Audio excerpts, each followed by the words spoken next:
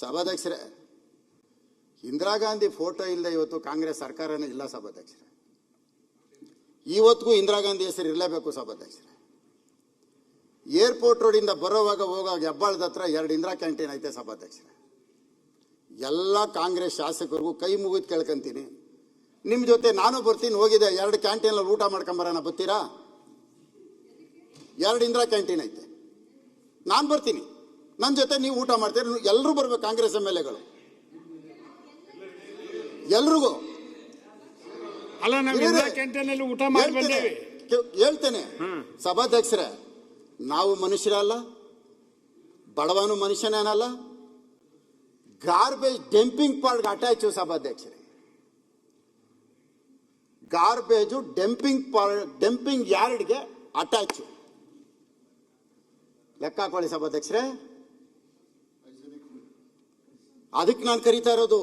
ಊಟ ಚೆನ್ನಾಗಿಲ್ಲ ಅಂತ ಚೆನ್ನಾಗಿದೆ ಅಂತ ಕರಿತಾ ಇಲ್ಲ. ಇದಕ್ಕೆ ಯಾರು ಮಿನಿಸ್ಟ್ರು ಗೊತ್ತಾ ಸಭಾಧ್ಯಕ್ಷರೇ? ನಿನ್ನೆ ಹೋಲ್ಡಿಂಗ್ ಬೋರ್ಡ್ ತಂದ್ರಲ್ಲ, ಅವರೇ ಮಿನಿಸ್ಟ್ರು, ಬೇರೆ ಯಾರು ಅಲ್ಲ. ಅವ್ರ ಕ್ಷೇತ್ರ ಇದು. 2 ಕಡೆ ಸಭಾಧ್ಯಕ್ಷರೇ ಡಂಪಿಂಗ್ ಯಾರ್ಡು, ಸೆಗ್ರಿಗೇಷನ್ ಪಾಯಿಂಟು. ಇಲ್ಲಿ ಊಟ ಮಾಡಬೇಕು, ಅಲ್ಲ ಸೆಗ್ರಿಗೇಷನ್ ಪಾಯಿಂಟ್ ವಾಸನೆ.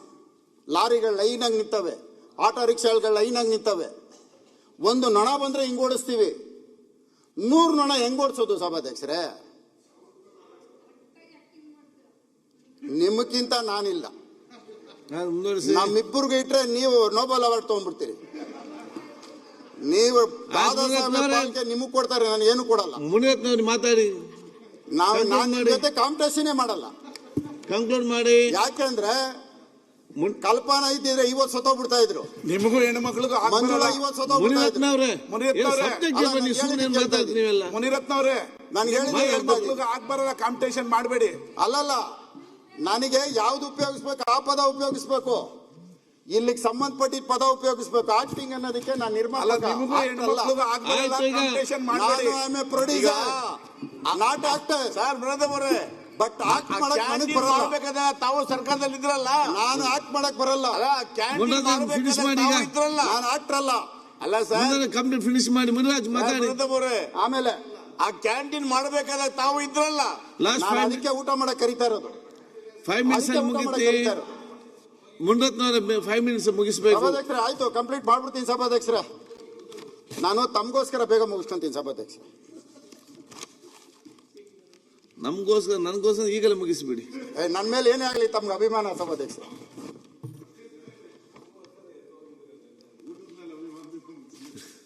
ಕಾಮಗಾರಿ ವೆಚ್ಚ ವಿಳಂಬ. ಅಣ್ಣ, ಗೋದ್ರೇಜ್ ಒಂದು ನಿಲ್ಲಿಸ್ಬಿಟ್ಟು ಫಸ್ಟ್ ಸ್ಟೇಷನ್, ಅದು ಇಂಡಸ್ಟ್ರಿಯಲ್ ಏರಿಯಾ. ಈ ಮೆಟ್ರೋ ವೆಚ್ಚ ಭಾರ ಜಾಸ್ತಿ ಆಗಿರೋದಕ್ಕೆ ಅವೆರಡನ್ನ ಅಕ್ವೈರ್ ಮಾಡಿ. 1.25 ಎಕರೆ. ಇವತ್ತು ಮೆಟ್ರೋ ಸ್ಟೇಷನ್ ಎಷ್ಟು ಇಂಪಾರ್ಟೆಂಟು. ಮೆಟ್ರೋ ಸ್ಟೇಷನಲ್ಲಿ ಓಡಾಡೋಂಥ ವ್ಯಕ್ತಿಗಳು ಆಡಿ, ಬೆನ್ಸು ಇಂಥದ್ರಲ್ಲಿ ಓಡಾಡಲ್ಲ. 2 ವೀಲರಲ್ಲಿ ಓಡಾಡ್ಬಿಟ್ಟು ಪಾರ್ಕಿಂಗ್ ನಿಲ್ಲಿಸ್ಬಿಟ್ಟು ಮೆಟ್ರೋ ಎಕ್ತಾರೆ. ಮೆಟ್ರೋ ಮಾಡೋದು ಎಷ್ಟು ಇಂಪಾರ್ಟೆಂಟು, ಪಾರ್ಕಿಂಗ್ ಅದಕ್ಕಿಂತ ಹೆಚ್ಚಿಗೆ ಇಂಪಾರ್ಟೆಂಟು. ಓಕೆ, 2 ಎಕರೆ ನಮ್ಮ ಲ್ಯಾಂಡ್ನ 30 ಅವನಿಗೆ ಬಾಡಿಗೆ ಲೀಸಿಗೆ ಕೊಟ್ಬಿಟ್ಟು ನಾವು 45,000 ಅಕ್ವೈಜೇಷನ್ ಮಾಡಿದ್ರೆ ಮಿನಿಮಮ್ 28,000 30,000 ಬೀಳುತ್ತೆ. 160 ಕೋಟಿ ಅಕ್ವಿಜೇಷನ್ನು, ಬರೀ 100 ಮೀಟರ್ಸ್ ಡಿಸ್ಟೆನ್ಸು. ನಾನು ಮೆಟ್ರೋ ಅಧಿಕಾರಿಗಳ ಜೊತೆ ಜಾಗ ನೋಡ್ಬಿಟ್ಟು ಮಾತಾಡ್ತಾ ಇರೋದು. ಇಂಡಸ್ಟ್ರಿಯಲ್ ಏರಿಯಾ ಅಕ್ವಿಜೇಷನ್ ಮಾಡಿದ್ರೆ ಕಾಸ್ಟ್ ಕಡಿಮೆ.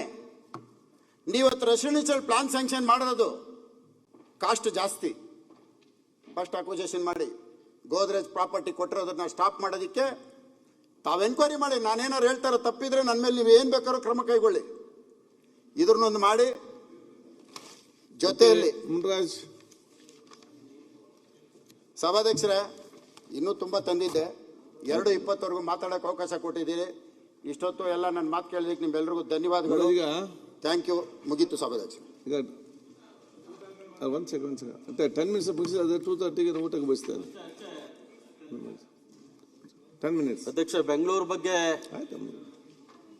ಮಾತನಾಡಕ್ಕೆ ಅವಕಾಶ ಕೊಟ್ಟಿದ್ದಕ್ಕೆ ಧನ್ಯವಾದಗಳು. ಸರ್ಕಾರ ಹೊಸದಾಗಿ ಬಂದಾಗ ಮಾನ್ಯ ಉಪಮುಖ್ಯಮಂತ್ರಿಗಳು ಒಂದು ಕಾರ್ಯಕ್ರಮ ಮಾಡಿದ್ರು ಅಧ್ಯಕ್ಷ. ಬಾಗಿಲಿಗೆ ಬಂತು ಸರ್ಕಾರ, ಸೇವೆಗೆ ಇರಲಿ ಸಾಕಾರ. 2-3 ಕ್ಷೇತ್ರ ಸೇರಿ ಎಲ್ಲ ಅಧಿಕಾರಿಗಳನ್ನ ಕರ್ಕೊಂಡ್ಬಂದು ಒಂದು ಕಾರ್ಯಕ್ರಮ